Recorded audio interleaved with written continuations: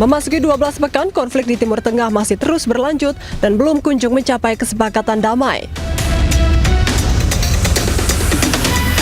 Media Roya News English melaporkan bahwa kepala negosiator Iran Muhammad Ghalibaf mengatakan meskipun di bawah tekanan ekonomi dan politik, Amerika Serikat berupaya memulai kembali perang dan berharap Iran menyerah.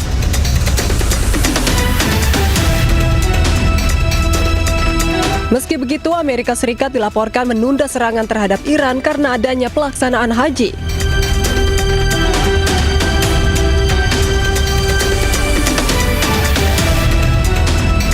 Dilansir dari media Middle East Eye, serangan yang sebelumnya direncanakan diluncurkan pada hari Selasa ditunda atas permintaan negara-negara Teluk. Presiden AS Donald Trump diberitahu oleh para pejabatnya bahwa menyerang Iran selama ibadah haji hanya akan memicu krisis di negara-negara kawasan dan dapat menyebabkan ratusan ribu bahkan jutaan jemaah haji terlantar. Tindakan tersebut juga akan semakin merusak reputasi AS di negara-negara Muslim.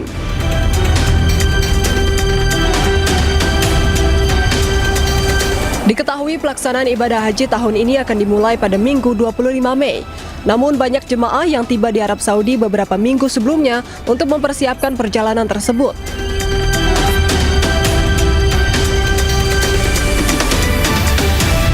Hingga kini, belum diketahui apakah serangan akan berlanjut dalam beberapa pekan mendatang setelah musim haji berakhir.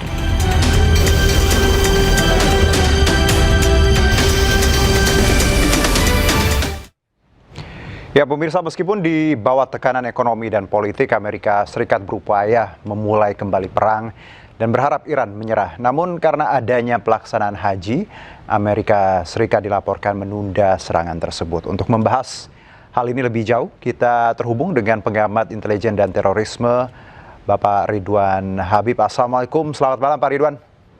Waalaikumsalam, selamat malam Mas Juno. Terima kasih Pak Ridwan sudah bergabung bersama kami. Pak, ini kan tadi disebutkan bahwa Amerika ya sudah ada datanya seperti menunda ini karena memang ada ibadah haji.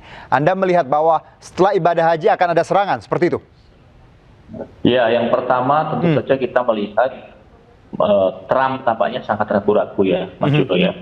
Karena tentu saja tekanan dari negara-negara sekutunya di Timur Tengah, terutama dari Arab Saudi, Uni Emirat Arab, Bahrain, dan Qatar, yang secara langsung menekankan kepada Amerika Serikat bahwa serangan apapun kepada Iran pada saat musim haji itu akan menimbulkan semacam penolakan luar biasa dari masyarakat Islam, terutama warga di kawasan negara-negara Teluk. Itu yang pertama. Yang kedua, tampaknya Amerika sendiri sedang mengalami krisis politik dalam negeri yang cukup serius, karena beberapa anggota Kongres sudah mengajukan surat agar Trump tidak lagi memulai serangan baru. Ini inisiatif yang diusulkan oleh salah satu anggota Kongres namanya Bernie Sanders. Dia membuat semacam petisi kepada Kongres untuk kemudian ditandatangani atau diedarkan kepada anggota lain untuk membatalkan serangan atau perang baru. Itu yang kedua. Yang ketiga, tampaknya memang Trump juga sangat mempertimbangkan kapasitas pasukan mereka, karena kita tahu pasukan mereka ini setelah 43 hari berperang, mereka juga sudah mulai putus asa, istilahnya desperate gitu ya. Istilahnya itu adalah keputusasaan, karena mereka bingung mereka akan ditempatkan sampai berapa lama di kawasan Timur Tengah itu. Jadi dari semua faktor-faktor itu menjawab pertanyaan Mas Juno tadi, apakah setelah musim haji akan dilakukan serangan baru? Sampai saat ini banyak analis yang mengatakan tidak akan terjadi, ya. Tidak akan terjadi karena tadi Trump ragu-ragu terhadap semua kemungkinan tadi. Oke, tapi yang paling mendasar kalau dari tiga alasan tadi Pak Ridwan, bahwa musim haji ini juga krusial. Ketika Washington berani atau melakukan ini sangat gegabah di musim haji, otomatis Anda melihat bahwa kritik dari masyarakat Muslim dunia pasti akan tertuju pada Washington ya Pak ya? Betul, dan itu juga akan menimbulkan yang disebut dengan semangat wahdatul ummah atau semangat persatuan umat Islam, yang kemudian itu bisa memicu persekutuan atau fakta baru umat Islam, dalam hal ini negara-negara Islam di kawasan. Misalnya Pakistan, Arab Saudi, Turki, Mesir, Yordania itu bisa kemudian bersatu bersama-sama, malah justru berbalik membela Iran. Ini yang kemudian dipertimbangkan sekali oleh Amerika tampaknya. Tapi memang karakteristik dari Amerika ini kan dia melihat tekanan publik juga. Kalau tekanan publiknya di dalam negeri itu sangat kuat untuk menolak, ini tampaknya juga akan ragu-ragu Trump ini. Jadi ya mau di posisi manapun saat ini Amerika itu tidak diuntungkan ya Pak Ridwan sebenarnya ya. Nah tapi kalau pertanyaan gini Pak, kita lihat persiapan yang ya sering dipertontonkan di media bagaimana ya di Ben Gurion ya, pangkalan militer lainnya yang bersiap-siap seperti itu. Ini kan kalau dari analisa Anda dan kita semua bahwa memang ya, Paman Sam ini terpojok. Tapi kenapa seolah-olah nih Pak Ridwan masih bersikeras untuk perang melawan Iran? Yang sangat bersikeras itu sebenarnya adalah Israel, Mas Junun. Israel ini yang kemudian melakukan lobby-lobby, bahkan mereka mendanai satu kelompok lobby untuk berkomunikasi dengan kelompok Hawkis atau Republikan garis keras, yang di situ ada juga Wakil Presiden Amerika, J.D. Vance, untuk kemudian memaksa, memaksa Amerika Serikat untuk terus melanjutkan perang, bahkan pada saat musim haji. Satu analisa dari satu pengamat militer terkemuka di Amerika mengatakan Israel ini justru menggunakan momentum musim haji ini sebagai salah satu cara mereka untuk melakukan serangan besar-besaran ke Iran dengan asumsi bahwa negara-negara Muslim pasti tidak bersiap untuk membantu Iran karena semua sedang berkonsentrasi dengan haji. Termasuk juga Iran sendiri dianggap sekarang ini posisinya sedang lemah. Sehingga kemudian kemungkinan kalaupun Israel ini melakukan serangan, dia akan melakukan serangan sendiri tanpa menunggu bantuan dari Amerika Serikat. Apakah berani Israel, Pak Ridwan, tanpa Amerika menyerang Iran? Ya, ini dalam situasi hari ini memang ini yang kemudian mereka sudah keburu kepalang tanggung karena posisi Iran sendiri dalam waktu 43 hari gagal ditaklukkan, maka Iran juga justru malah semakin kuat.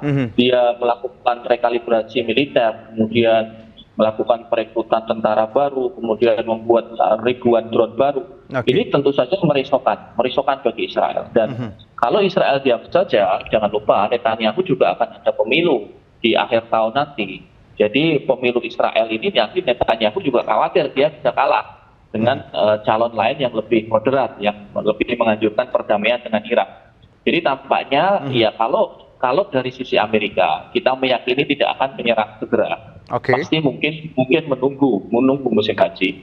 Tetapi Israel bisa saja mereka kalap dan melakukan serangan mandiri. Baik, Pak Ridwan, kalau Israel mengambil langkah tadi menyerang Iran ya, bekerja sama dengan J.D. Vance misalnya di musim haji, apa yang akan terjadi? Pertama tentu saja perlawanan dari Iran itu akan sangat maksimal ya, karena dalam terminologi Islam bulan Zulhijjah itu bulan haji, itu adalah bulan yang sangat mustajab, bulan yang sangat istimewa.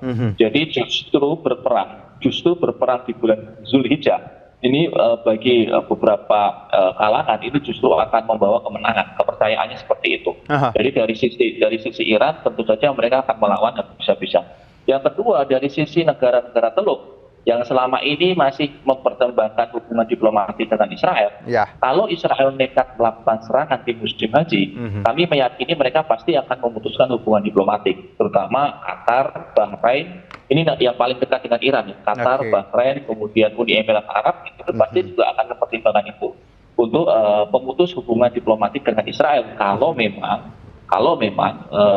Israel nekat melakukan serangan mandiri ke Teheran. Ya, jangan coba-coba ya Pak Ridwan ya. Ini kita tidak bicara masalah tadi satu negara, tapi ketika ini dilakukan di musim haji yang suci ya, umat Islam ras apapun akan marah ya Pak Ridwan ya. Sama seperti kita. Baik, Pak Ridwan, terima kasih atas bincang-bincang singkatnya. Free Palestine, long live Iran. Terima kasih. Dan pemirsa, Komandan Brigade Lapis Baja 401 Israel Kolonel Mir Biderman yang menewaskan bocah Gaza Hin Rajab luka parah akibat serangan drone Hizbullah. Drone berhasil menembus benteng pertahanan Zionis Israel.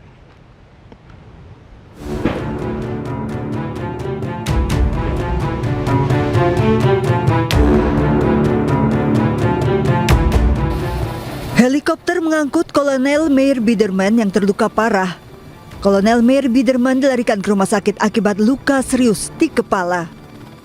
Evakuasi Biderman dilakukan dengan pengawalan ketat mengingat Biderman merupakan perwira IDF berpangkat tinggi, Komandan Brigade Lapis Baja 401 Israel.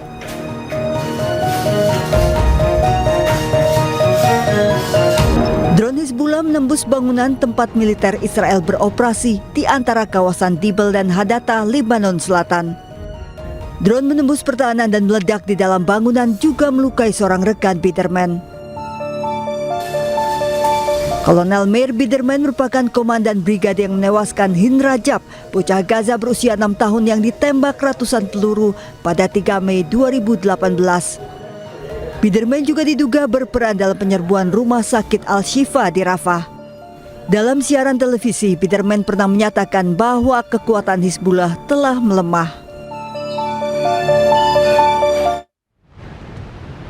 Perdana Menteri Israel Benjamin Netanyahu memperingatkan pasukan militer Israel bahwa musuh ingin menyerang saat kunjungan pasukan ke perbatasan Palestina Yordania.